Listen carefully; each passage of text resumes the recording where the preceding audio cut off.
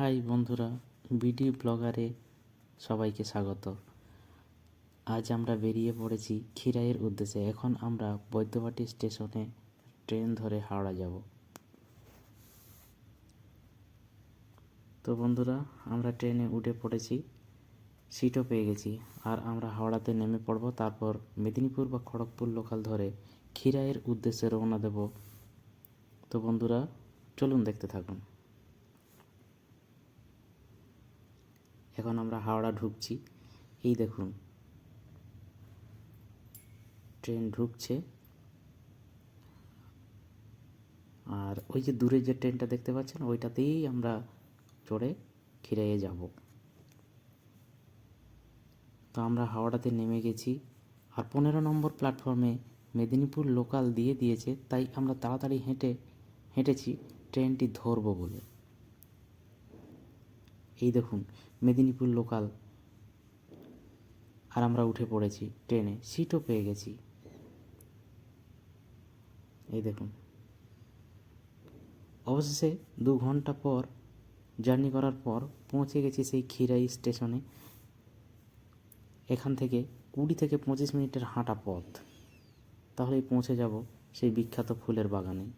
ফুল কার বা ভালো না লাগে। দেখুন, হাজার হাজার মানুষ যাচ্ছে সেই ফুলের বাগান দেখতে।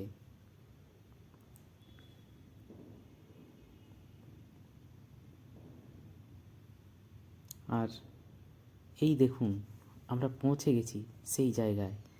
এখানে দেখুন কত কত ফুলের স্টল। আর আমরা সবাই দেখুন